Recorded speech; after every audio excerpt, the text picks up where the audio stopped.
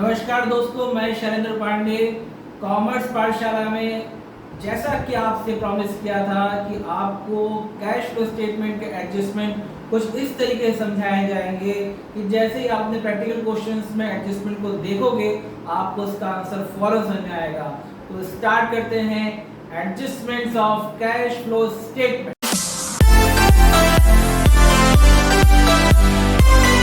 सबसे पहले स्टार्ट करते हैं इंटरिम डिविडेंड से। इंटरिम डिविडेंड का एक टाइप होता है जो कंपनी डिक्लेयर करती है और इसका payment with in 7 days company अपने अंशधारकों या शेयर होल्डर्स को करती है। अब ये इसके बारे में एक बहुत ही इंपॉर्टेंट बात मैं आपसे शेयर करना चाहता हूँ कि इंटरिम डिविडेंड हमेशा आपको प्रैक्टिकल प्रॉब्लम के एडजस्टमेंट में ही दिया होगा। ये आपको बैलेंस शीट के किसी भी नोट में दिया नहीं होगा, हमेशा एडजस्टमेंट में दिया होगा। और इसके दो इम्पैक्ट होते हैं जो मैं आपको अभी लिखने जा रहा हूँ, नोट डाउन कर लीजिएगा, बता देता हूँ, फिर आप नोट डाउन भी कर लीजिएगा। इंटरिम डिविडेंड को फर्स्ट इम्पैक्ट होता है कि आप इसे ऑपरेटिंग एक्टिविटीज में जो सरप्लस आप फाइंड आउट करते हैं उस सरप्लस में आप ऐड करेंगे। और दूसरी बात, क्योंकि कंपनी इसका पेमेंट कर रही है इसलिए इसको आप डिडक्ट करेंगे फाइनेंशियल एक्टिविटीज में। ओके, तो इसे आप नोट डाउन कर लें कि इंटरिम डिविडेंड जो हमेशा आपको एडजस्टमेंट में दिया होगा उसका इंपैक्ट कौन सी दो एक्टिविटी में कहां पर पड़ेगा, लिख लीजिए। जैसा कि इंटरिम डिविडेंड का मैंने जो एडजस्टमेंट आपको भी बताया था उसे मैंने बोर्ड पे भी लिखा है, आप चाहे नोट डाउन कर सकते हैं। इंटरिम डिविडेंड जो एडजस्टमेंट में आपको मिलेगा हमेशा वो उसे आप ऐड करेंगे उस सरप्लस में जो आप जिसको लेकर आप क्वेश्चन स्टार्ट करते हैं। कौन सी एक्टिविटी के under the operating activities you will add the amount of interim dividend in surplus under the operating activities. And second impact of interim dividend is you will minus in financing activity. अब उसे interim dividend के amount को आप minus करेंगे, subtract करेंगे financing activity. अब हम next move करते हैं डिविडेंड के दूसरे टाइप को, प्रपोज्ड डिविडेंड। डिविडेंड का एक दूसरा टाइप होता है जो बहुत ही इंपॉर्टेंट, बहुत ही क्रूशियल होता है, जिससे बोर्ड ऑफ डायरेक्टर अनाउंस करते हैं, डिक्लेयर करते हैं। उसका नाम है प्रपोज्ड डिविडेंड। प्रपोज्ड डिविडेंड में आपको आपके प्रैक्टिकल क्वेश्चन में दो बैलेंसेस दिखाई देंगे। पहला प्रीवियस ईयर का बैलेंस जिसे आप डिविडेंड पेड के नाम से जानेंगे। यदि आपके प्रैक्टिकल क्वेश्चन के एडजस्टमेंट में प्रपोज्ड डिविडेंड को लेकर कोई भी इंफॉर्मेशन नहीं है तो, और इसका एडजस्टमेंट आप क्या करेंगे, क्योंकि ये डिविडेंड पेड है इसलिए इसको आप लेस करेंगे फाइनेंशियल एक्टिविटी में। सेकंड, जो उसका करंट ईयर का बैलेंस है उसे आप डिविडेंड प्रपोज्ड या डिविडेंड प्रोवाइडेड मानते हुए इसे आप ऐड करेंगे उस सरप्लस में जो ऑपरेटिंग एक्टिविटीज के अंतर्गत जब आप सरप्लस से स्टार्ट करते हैं क्वेश्चन, ठीक है, तो उस सरप्लस में आप इस प्रपोज्ड डिविडेंड के अमाउंट को या करंट ईयर बैलेंस के अमाउंट को, दोनों ही बातें सेम है, इसको आप ऐड कर देंगे। कौन सी एक्टिविटी के अंतर्गत, ऑपरेटिंग एक्टिविटी के अंतर्गत सरप्लस में आप ऐड कर देंगे। अब हम चलते हैं अपने नेक्स्ट सेगमेंट की तरफ, प्रोविजन फॉर टैक्सेशन। हमारा एक बहुत ही नेक्स्ट इंपॉर्टेंट एडजस्टमेंट है प्रोविजन फॉर टैक्सेशन। इसमें भी आपको दो बैलेंस दिए होंगे, एक करंट ईयर का बैलेंस और दूसरा प्रीवियस ईयर का बैलेंस। यदि कोई इंफॉर्मेशन एडजस्टमेंट में नहीं है तो आपको प्रीवियस ईयर बैलेंस को क्या मानना है, प्रीवियस ईयर के बैलेंस को आपको टैक्स पेड मानते हुए इसे ऑपरेटिंग एक्टिविटीज में आप लेस कर देंगे। और वहीं दूसरी ओर करंट ईयर बैलेंस के टैक्स अमाउंट को आपको टैक्स प्रोवाइडेड मानना है और इसे आप ऐड कर देंगे ऑपरेटिंग एक्टिविटीज। तो इस समय आप देख रहे हैं कि जब मैं आपको प्रोविजन फॉर प्रपोज्ड डिविडेंड समझाया या प्रोविजन फॉर टैक्सेशन समझाया हूं, तो मैं आपको एक बात गौर कराना चाहता हूं, एक बात पे ध्यान दिलाना चाहता हूं कि मैं आपसे अभी वही डिस्कस कर रहा हूं कि एडजस्टमेंट में कोई क्लियर इंफॉर्मेशन नहीं है, ठीक है, तो इन दोनों के साथ आप क्या ट्रीटमेंट करोगे, मैं अभी उस पर चर्चा कर रहा हूँ। आगे हम डिस्कस करेंगे इन दोनों को लेकर कि यदि एडजस्टमेंट में कुछ बातें होंगी तो इनको अकाउंट किस तरीके से बनाया जाए। जैसा कि मैंने आपसे कहा था कि अभी तक मैं आपको जो प्रपोज डिविडेंड और प्रोविजन फॉर टैक्सेशन समझा रहा हूँ, उस दोनों में एक कॉमन बात ये है कि एडजस्टमेंट में दोनों की ही कोई क्लियर इन्फॉर्मेशन नहीं है।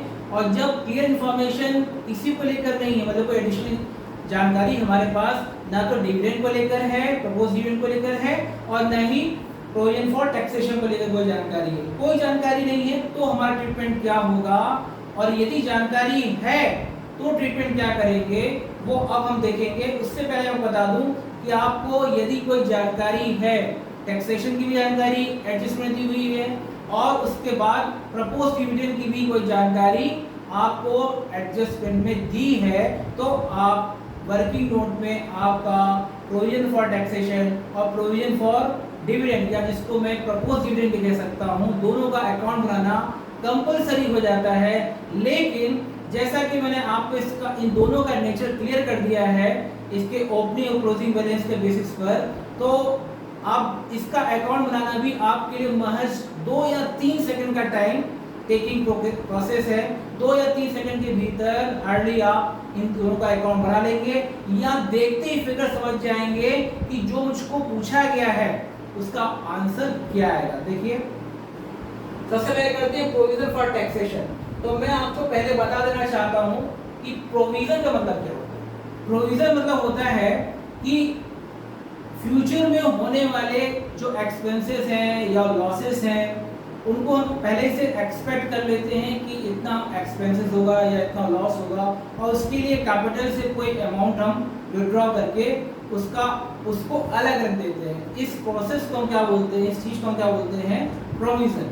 मान लीजिए जैसे कि आपको सैलरी पे करनी है, ठीक है, अपने एम्प्लॉय की, आप बिजनेसमैन हैं, आपको अपने एम्प्लॉय की सैलरी देनी है, पर सैलरी आप देते हो 1 तारीख को, ठीक है, और अभी पिछले महीने की 15 तारीख है, 15 जुलाई है, आपको 1 अगस्त को पेमेंट करना है, और 15 जुलाई को ही आप सैलरी, जो आपको सैलरी के रूप में जो अमाउंट देना है, उस अमाउंट को आप अलग से रख लेते हैं। तो इस चीज़ को बोलते हैं प्रोविजन। प्रोविजन का एक सिंपल मीनिंग मैं आपको बताता हूँ, ऐसा अमाउंट जो आपको फ्यूचर में देना है लेकिन आपने दिया नहीं है, वो प्रोविजन कहलाता है। और फ्यूचर में होने वाले लॉसेस को या एक्सपेंसेस को रिकवर करने के लिए जो अमाउंट आप कैपिटल से विड्रॉ करते हैं, वो अमाउंट प्रोविजन कहलाता है। तो ये प्रोविजन हम करते हैं टैक्सेशन के लिए भी और डिविडेंड के लिए भी। दोनों ही चीज़ों में हमको प्रोविजन को मानना पड़ता है। जैसे हम एक कंपनी रन कर रहे हैं, तो हमारे शेयर्स जो लोग खरीद रहे हैं, ठीक है, तो हम एक अनुमान लगाते हैं कि हमें कितना डिविडेंड, जितने नंबर ऑफ शेयर्स परचेस किए गए हैं, उसके बेसिस पर कितना डिविडेंड पे करना हुआ। यदि पहले से हम डिविडेंड की राशि निकाल कर रख लेते हैं, तो हमें कोई ज़्यादा परेशानी नहीं होगी जब डिविडेंड पे करने का टाइम आएगा। ठीक उसी तरीके से बिजनेस की कितनी इनकम हो रही है लास्ट 5 ईयर्स में, उसका एक एस्टिमेशन लगाकर, ठीक है, हम एक अनुमान लगा लेते हैं कि इस साल में हमारे बिजनेस की इनकम इतनी होगी, और उस इनकम, वो इनकम टैक्स के कौन से क्राइटेरिया में आएगी, 10%, 20% या 30%, कौन से क्राइटेरिया में आएगी, और उसके अकॉर्डिंग हमें कितना टैक्स देना होगा, उस अमाउंट को भी हम पहले से विड्रॉ करके रख लेते हैं। तो दोनों ही केसेस में हमको क्या लाने पड़ते हैं, प्रोविजन लाने पड़ते हैं, ठीक है। अब देखिए इसका हम अकाउंट कैसे बनाते हैं और क्या एडजस्टमेंट में आपको दिया होगा वो देख लीजिए। क्योंकि प्रोविजन बिजनेसमैन की एक लायबिलिटी होती है, तो लायबिलिटी का ओपनिंग बैलेंस क्या होता है, क्रेडिट, ठीक है। तो इसका ओपनिंग बैलेंस मैं लिख रहा हूं क्रेडिट में, और एक फिगर ले लेता हूं कि ओपनिंग बैलेंस है 20,000, राइट, ठीक है। तो यदि ओपनिंग बैलेंस क्या हो रहा है, क्रेडिट में है, ये डेबिट और ये क्रेडिट, ठीक है। तो यदि ओपनिंग बैलेंस क्या हो रहा है, आपका क्रेडिट हो रहा है, तो क्लोजिंग बैलेंस क्या होगा, नेचुरली क्या होगा, डेबिट होगा। इसका फिगर ले लेता हूं मैं 70,000, ठीक। ये इस पे तो चर्चा हो चुकी है, ओपनिंग बैलेंस पर, क्लोजिंग बैलेंस। यदि आपको कोई एडिशनल इंफॉर्मेशन यदि क्वेश्चन में दी होगी, तो 2 इंफॉर्मेशन में से कोई एक इंफॉर्मेशन दी होगी, वो क्या, मैं क्या बता चुका हूँ, इसको ओपनिंग बैलेंस को आप क्या मानेंगे, टैक्स पेड मानेंगे। क्यों? क्योंकि आप इसे कैरी फॉरवर्ड कर रहे हैं, टैक्स अमाउंट को आप कैरी फॉरवर्ड कर रहे हैं, जो इस साल आपको देना ही देना है। और इस साल आप एक चीज और करते हैं क्रेडिट, वो क्या है, बाय टैक्स प्रोवाइडेड, मतलब वही टैक्स के लिए आप प्रोविजन बनाते हैं कि आपको कितना टैक्स देना पड़ सकता है। ठीक है, तो यहां पर आप एक अमाउंट ले लें 30,000, या इसको आप बढ़ा लो आप, ठीक है, इसे आप कर लीजिए 90,000। टैक्स पेड कितना किया आपने, 90,000 किया। ठीक, टोटल कितनी लायबिलिटी आपकी, 20,000 जो कैरी फॉरवर्ड हुई और 90,000 सर आपने प्रपोज किया। ठीक है, एक प्रोविजन बनाया, तो आपकी टोटल लायबिलिटी कितनी हो गई, 1,10,000। और इसको आप इससे डिडक्ट कर देंगे तो आपको क्या मिलेगा, 1,10,000 में आप 70,000 माइनस करेंगे तो जो आपको बैलेंस फिगर मिलेगा वो कहलाएगा टैक्स पेड। क्या कहलाएगा, टैक्स पेड। इसी फिगर के रूप में जो आपको अमाउंट मिलेगा वो टैक्स पेड कहलाएगा। बस लायबिलिटी कितनी थी समझने की कोशिश कीजिए, लायबिलिटी कितनी थी, 1,10,000। कितनी थी, 1,10,000। ठीक है, और जब मैं क्लोजिंग देख रहा हूं तो क्लोजिंग कितना मिल रहा है मेरे को, 70,000। मतलब मैंने लायबिलिटी थी टैक्स की 1,10,000, जिस पर 20,000 कैरी फॉरवर्ड हुई है और 90,000 मैंने इस साल इसका प्रोविजन बनाया है। उसके बाद मेरी टोटल लायबिलिटी कितनी होगी, 1,10,000, जिसमें मैंने केवल कितना पेमेंट किया है, 40,000। और अभी भी मेरी लायबिलिटी कितनी बची हुई है टैक्स की, 70,000। तो यदि आपको टैक्स प्रोवाइडेड की जानकारी एडजस्टमेंट में दी होगी, है ना, यदि ये एडजस्टमेंट दिया होगा तो ये बैलेंस शीट वगैरह निकलेगा, और यदि टैक्स पेड आपको दिया होगा तो टैक्स प्रोवाइडेड आपको बैलेंस शीट के रूप में प्राप्त होगा। इतना समझ में आ गया। ठीक ऐसा ही आपको कहां करना है, प्रोविजन फॉर डिविडेंड। देखिए कैसे, प्रोविजन है मतलब लायबिलिटी है, लायबिलिटी मतलब क्रेडिट बैलेंस, इसका ओपनिंग कहलाएगा। ठीक है, फिगर आप कुछ भी ले सकते हैं अपने मन से। ठीक है, यहां पे क्या कहलाएगा, by dividend provided similarly as the nature of taxation. ठीक, और यदि इसका ओपनिंग बैलेंस, यदि इसका ओपनिंग बैलेंस क्या है, क्रेडिट। ठीक है, इसका ओपनिंग बैलेंस, क्योंकि ये प्रोविजन क्या है, लायबिलिटी, तो इसका ओपनिंग बैलेंस कहां लिखेंगे, क्रेडिट में लिखेंगे। तो इसका क्लोजिंग बैलेंस कहां आएगा, डेबिट में आएगा।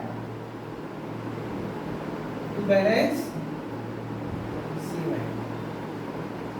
ठीक है, तो मान लीजिए आपको डिविडेंड प्रोवाइडेड दिया हुआ है एडजस्टमेंट में। ठीक है, तो आपको जो बैलेंस शीट फिगर में जो अमाउंट प्राप्त होगा वो क्या प्राप्त होगा, डिविडेंड पेड। क्या प्राप्त होगा, डिविडेंड पेड। बैलेंसिंग फिगर के रूप में आपको जो अमाउंट प्राप्त होगा वो क्या प्राप्त होगा, डिविडेंड पेड। और यदि डिविडेंड पेड एडजस्टमेंट दिया है तो आपको क्या प्राप्त होगा, by dividend provided balancing figure के रूप में। ठीक है, इन दोनों का ट्रीटमेंट एक जैसा है, इसलिए मैंने आपसे कहा था यदि आप एक को समझेंगे तो दूसरा आपको आसानी समझ में आ जाएगा। तो जब कोई क्लियर इंफॉर्मेशन नहीं है तो उसका ट्रीटमेंट क्या है, आप ओपनिंग बैलेंस को क्या मान लें, ओपनिंग बैलेंस को मान लें कि वो पेड अमाउंट है, चाहे वो टैक्सेशन का हो चाहे वो डिविडेंड का हो। और क्लोजिंग बैलेंस को क्या माने कि वो प्रोवाइडेड है, मतलब इस साल उसे उसका प्रोविजन बनाया गया है। ठीक है, चाहे वो टैक्स हो चाहे वो डिविडेंड हो। और यदि इंफॉर्मेशन दी है तो दो प्रकार की इंफॉर्मेशन होगी, या तो टैक्स प्रोवाइडेड या डिविडेंड प्रोवाइडेड एडजस्टमेंट दिया होगा, या टैक्स पेड या डिविडेंड पेड एडजस्टमेंट दिया होगा। और बैलेंस शीट वैल्यू रूप में आपको कोई ना कोई एक चीज टैक्स पेड या टैक्स प्रोवाइडेड प्राप्त होगी, या डिविडेंड पेड या डिविडेंड। हम स्टार्ट करते हैं asset account, fixed asset account. Financial activities से होते हुए अब हम पहुंचते हैं इन्वेस्टिंग एक्टिविटीज। फाइनेंशियल एक्टिविटीज़ में शेयर इशू करके और डिवेंचर इशू करके और दूसरे वेरियस सोर्सेज से जब हम पैसा अर्न करते हैं या पैसा अरेंज करते हैं तो उसको इन्वेस्ट करते हैं फिक्स्ड असेट्स में। फिक्स्ड असेट्स को जब आपका ओपनिंग या क्लोजिंग बैलेंस देखते हैं तो आपको बनाना पड़ता है असेट अकाउंट, क्योंकि साथ ही साथ आपको कहीं ना कहीं एडजस्टमेंट में यदि डेप्रिसिएशन जो साल भर कितना लगाया गया उस पर्टिकुलर फिक्स्ड असेट्स पे यदि उसकी जानकारी आपको दी होगी तो आपको क्या बनाना पड़ेगा, फिक्स्ड असेट अकाउंट हो, जिस नाम का होगा, चाहे वो बिल्डिंग हो चाहे वो मशीनरी हो, उस नाम को अकाउंट आपको बनाना होगा। अच्छा, जैसा कि आप जानते हैं एसेट का नेचर क्या होता है, एसेट का नेचर होता है डेबिट। डेबिट इसलिए होता है क्योंकि ये बिजनेस के नेचर को बढ़ाते हैं, ठीक है। तो यदि इसका ओपनिंग बैलेंस डेबिट होता है तो इसका क्लोजिंग बैलेंस क्या होना चाहिए, बिल्कुल ठीक, इसका क्लोजिंग बैलेंस क्या होना चाहिए, ट्रेड बैलेंस होना चाहिए, ठीक है। अब बात ये आती है कि इसे बनाएंगे किस तरह, कौन कौन से आइटम असेट अकाउंट को क्या करते हैं, अफेक्टेड करते हैं। कितना डेप्रिसिएशन उस पर्टिकुलर असेट पे लगाया गया साल के दौरान, bye depreciation charge during the year, साल भर कितना डेप्रिसिएशन उस पर्टिकुलर असेट पर साल भर के दौरान लगाया गया, इसकी जानकारी हम असेट अकाउंट में देते हैं। दूसरी बात, यदि उस साल के दौरान कोई मशीन हमने बेची तो उससे कितना पैसा प्राप्त हुआ उसे हम बाय बैंक करके शो करते हैं अपने अकाउंट में, ठीक है, कितना अमाउंट मिला। और यदि मशीन के उस जो मशीन हमने बेची है तो दो चीजें होंगी, मशीन के बेचने से या तो वो प्रॉफिट होगा या लॉस होगा। यदि लॉस होगा तो आप क्रेडिट साइड लिखेंगे, ठीक है, और यदि प्रॉफिट होगा तो आप डेबिट साइड लिखेंगे। इतना क्लियर है। ओपनिंग बैलेंस क्योंकि असेट है तो आप डेबिट पे लिखेंगे, क्लोजिंग बैलेंस है, क्लोजिंग बैलेंस का कहाँ आएगा, क्रेडिट में आएगा, ठीक है, इतना क्लियर। अब ये सारे आइटम को आप क्रेडिट करते हुए जब इसके ओपनिंग बैलेंस से डिडक्ट करेंगे या प्रॉफिट ऑन सेल यदि है तो डिडक्ट करेंगे, माइनस करेंगे, तो जो आपको बैलेंसिंग फिगर मिलेगा बहुत सारे 99.9% केसेस में वो आपको क्या मिलेगा, परचेस ऑफ मशीनरी। मतलब यहाँ पे जो आपको बैलेंसिंग फिगर मिलेगा, यहाँ पे जो आपको बैलेंसिंग फिगर दिखाई देगा वो क्या कहलाएगा, परचेस ऑफ मशीनरी, ठीक है। अब इसका आप ट्रीटमेंट एक्सेल जानते हैं, मैं आपको ऑलरेडी बता देता हूँ, आप नोट डाउन कर लीजिए कि परचेस ऑफ मशीनरी आपके कैश को कम करता है, तो इसलिए इसे इन्वेस्टिंग एक्टिविटीज में आप लेस करेंगे। वही सेल ऑफ मशीनरी क्या करता है, सेल ऑफ मशीनरी क्या है, सेल ऑफ मशीनरी आपके कैश को बढ़ाएगा, इसलिए इन्वेस्टिंग एक्टिविटीज में इसे आप प्लस कर देते हैं। वही दूसरी ओर डेप्रिसिएशन एक नॉन कैश एक्सपेंसेस को है, ठीक है, ये कैश एक्सपेंसेस तो नहीं है, बिल्कुल नहीं है, एक नॉन कैश एक्सपेंसेस है, इसलिए इसको आप क्या कर देते हैं, ऐड कर देते हैं, कहाँ पर, ऑपरेटिंग एक्टिविटीज में, है ना। इसकी चर्चा मैंने पिछली वीडियो में भी आपसे की है, ठीक। इसके बाद और कुछ ऐसा आपको करना है, सारी चीजों का एडजस्टमेंट हो गया, राइट। अब यहां तक तो बात ठीक है, लेकिन यदि असेट के ओपनिंग बैलेंस, ओपनिंग और क्लोजिंग बैलेंस के साथ साथ यदि आपको एक्यूमुलेटेड डेप्रिसिएशन या प्रोविजन फॉर डेप्रिसिएशन किसी के भी नाम से बैलेंस शीट में ओपनिंग और क्लोजिंग बैलेंस दिए हुए हों तो उस केस में क्या चेंजेस आ सकते हैं और कैसे हम बनाएंगे वो हम देखते हैं, ठीक है। तो प्रोविजन है, प्रोविजन का मीनिंग मैं आपको बता चुका हूँ। प्रोविजन लायबिलिटी, लायबिलिटी मतलब ओपनिंग बैलेंस कहाँ, रेट में, तो क्लोजिंग बैलेंस कहाँ पर लिखोगे आप, क्लोजिंग बैलेंस लिखोगे आप कहाँ पर, डेबिट में।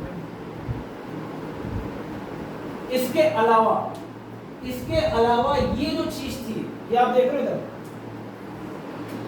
Bye depreciation charge during the year, साल भर के दौरान कितना डेप्रिसिएशन लगाया गया है ना, ये एक्यूमुलेट डेप्रिसिएशन या प्रोविजन फॉर डेप्रिसिएशन अकाउंट जब बनाएंगे तो अब ये चीज, ये अमाउंट कहाँ ट्रांसफर हो जाएगा, ये अमाउंट ट्रांसफर हो जाएगा कहाँ पर, प्रोविजन फॉर डेप्रिसिएशन में। अरे क्योंकि हमको बताना ही है कि साल भर में कितना डेप्रिसिएशन हमने साल भर के दौरान कितना डेप्रिसिएशन लगाया, तो हम तो उसी अकाउंट में शो करेंगे ना जिसका हम अकाउंट बना रहे हैं, एक्यूमुलेट डेप्रिसिएशन।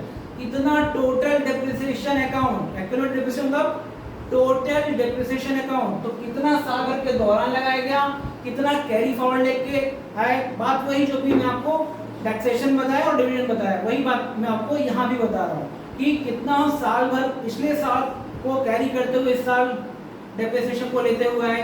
फिर से एग्जांपल फिगर ले लीजिए, ज्यादा अच्छे समझ में आएगा। जैसे 20,000, ठीक है, और डेप्रिसिएशन जो पूरा चार्ज किया गया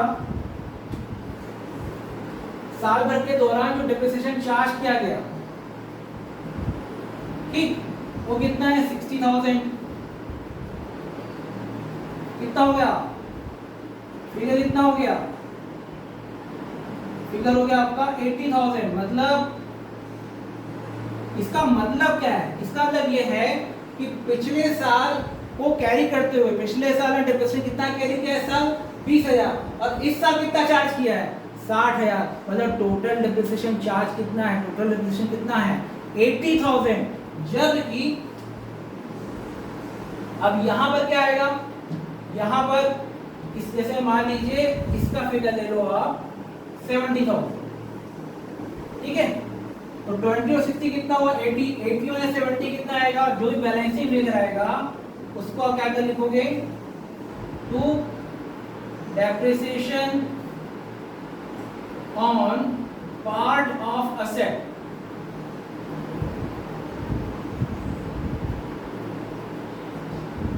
ये वो डिप्रिसिएशन है कि असेट का कोई एक पार्ट बेच दिया गया, उसमें कुछ प्रॉफिट हुआ या सेल, वो मशीनरी अकाउंट का सब्जेक्ट मैटर है ना, या वो असेट अकाउंट का सब्जेक्ट मैटर है, ठीक। लेकिन डेप्रिसिएशन कितना लगा उस पे, ये मैटर है जिसका एक्यूमुलेटेड डेप्रिसिएशन अकाउंट या प्रोविजन फॉर डेप्रिसिएशन अकाउंट का सब्जेक्ट मैटर है।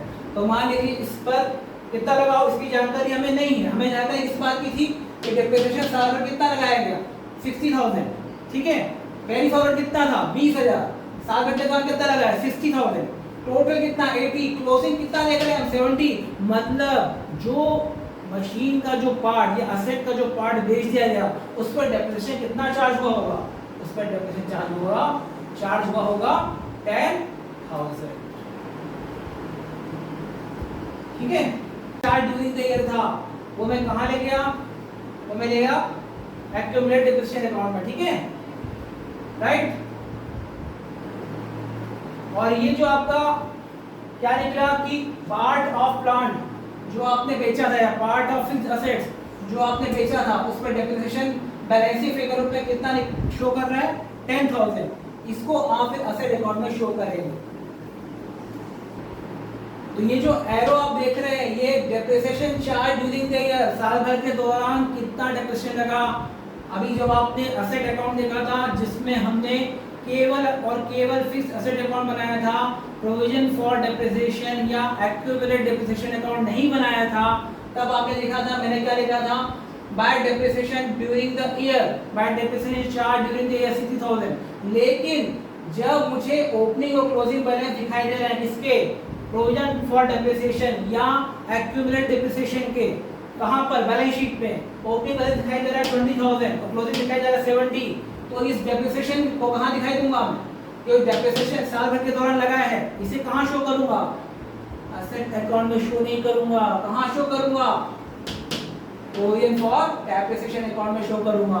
तो बैलेंसिंग फिगर ग्रुप में क्या अमाउंट आएगा, बैलेंसिंग फिगर ग्रुप में वो अमाउंट आएगा जो पार्ट ऑफ असेट को जो हमने सोल्ड कर दिया है, प्रॉफिट और सेल, किसका मैटर है, फिर से बोल रहा हूं, प्रॉफिट होगा या सेल होगा, दोनों में से कोई एक चीज होगी, और दोनों किसका मैटर है, आपके फिक्स्ड एसेट अकाउंट का मैटर है।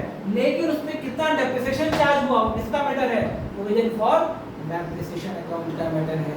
तो ये जो बैलेंस के रूप में आपको 10,000 प्राप्त होगा, उसे आप कहां लिखेंगे, फिर से कहां लिखेंगे, एक बार और कहां लिखेंगे,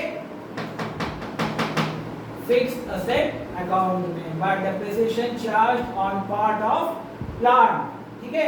और वैसे भी अकाउंटिंग रूल, एक जो चीज कहां पर डेबिट होती है, दूसरी बार वही चीज सेम अमाउंट से कहां होती है, यहां पर कहां दिखाई दे रहा है, depreciation on part of asset debit में, तो यहां कहां दिखाई देगा, क्रेडिट, ठीक है। अब नेक्स्ट हम समझते हैं इंटरेस्ट ऑन डिबेंचर्स, बहुत important adjustment interest on debentures.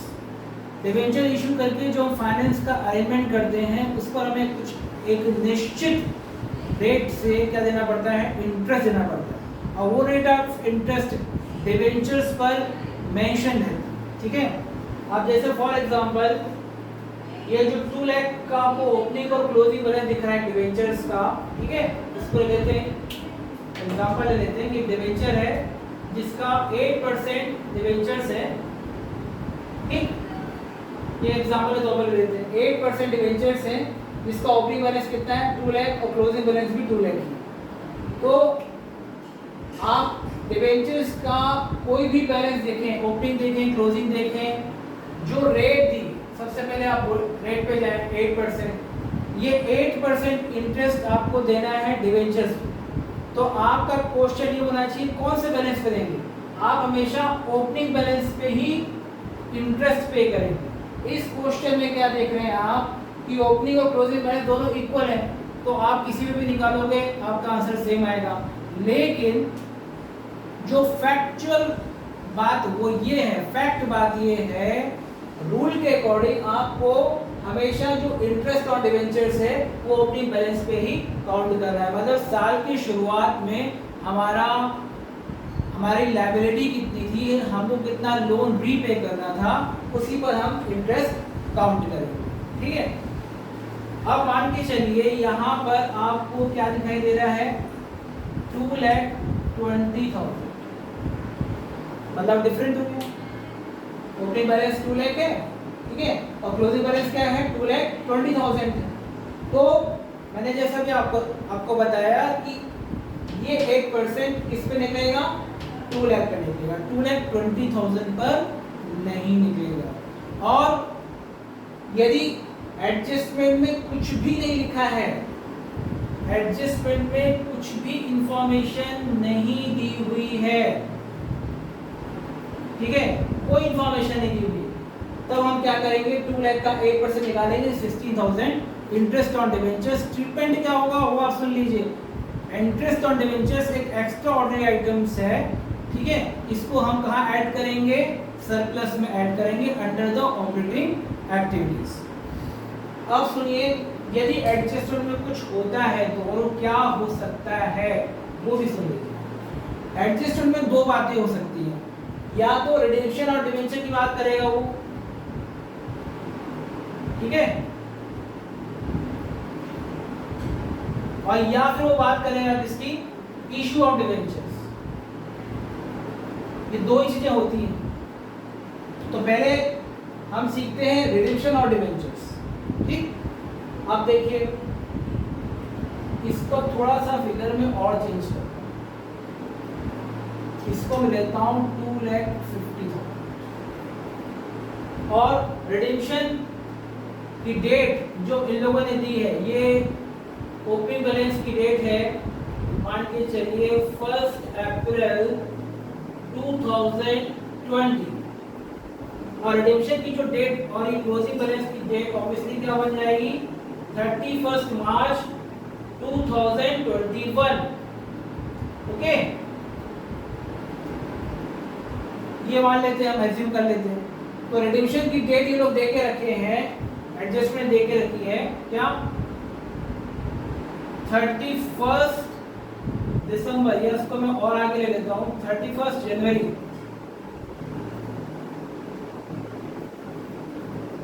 2021। तो इस केस में आप कैसे काउंट करोगे, इस केस में इंटरेस्ट कैसे काउंट होगा, इसको देख लो। पहले आप 8% काउंट करोगे 2 लाख पे,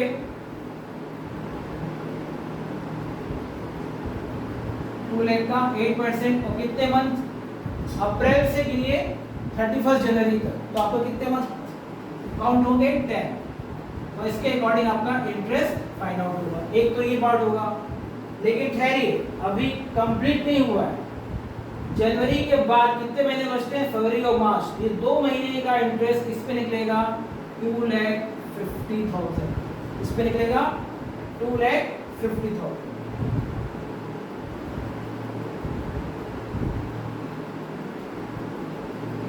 से 8%, लेकिन इस बार 10 महीने नहीं, इस बार 2 महीने। इन दोनों को आप काउंट कर देंगे, ठीक। क्या आएगा, इंटरेस्ट और डिवेंचर्स का फुल अमाउंट यहाँ पर आपको प्राप्त हो जाएगा। इम्पैक्ट क्या बताया मैंने, एक्स्ट्रा ऑर्डिनरी आइटम के नाम से, इसे आप कहाँ एडजस्ट करेंगे, ऑपरेटिंग एक्टिविटीज में प्लस करेंगे, और दूसरा क्योंकि आपने पे किया है डिवेंचर पे इंटरेस्ट, इसलिए फाइनेंसिंग एक्टिविटीज में क्या होगा, लेस भी होगा, ठीक है। ये तो अगर रिडेम्पशन का केस, मान लीजिए ये केस इशू का होता है, रिडेम्पशन में कैंसिल कर देता हूं, ठीक है। और आपसे कहा जाता कि डिवेंचर इशू किए गए,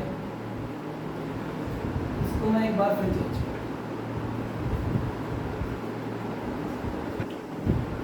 और यदि आपको डिवेंचर इशूड ऑन 1 जुलाई ऐसा कुछ एडजस्टमेंट दिया हुआ है, ओपनिंग बैलेंस आप देख रहे हैं 2 लाख रुपए और क्लोजिंग बैलेंस देख रहे हैं 2,20,000 रुपए, तो आपको किस तरीके से वर्किंग करनी है इंटरेस्ट ऑन डिवेंचर्स की, वो देखिए।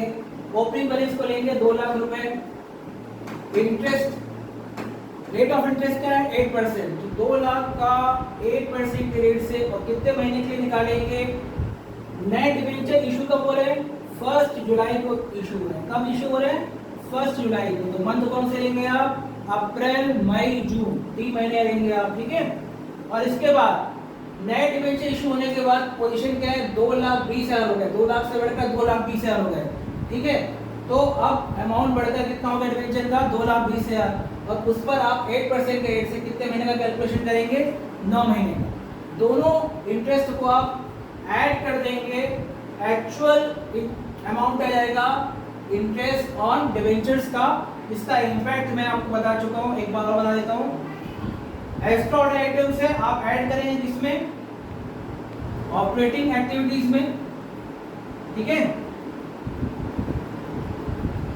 और क्योंकि आप पेमेंट कर रहे हो डिवेंचर्स पे, इसलिए आपका कैश कम हो रहा है, इस वजह से माइनस करेंगे कहां पर, फाइनेंसिंग एक्टिविटी,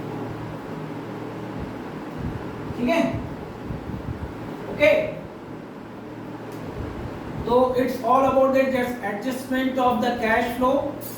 और इसके बाद एक छोटा सा मैं आपको एक रीकैप और देता हूँ, आप उसको भी बहुत एंजॉय करेंगे। जितना भी आपने समझा है उसके बेस पे एक रीकैप मैं आपको देता हूँ, आप उस रीकैप को नोट डाउन कर लीजिएगा और अपने रजिस्टर में आप लिख लीजिएगा।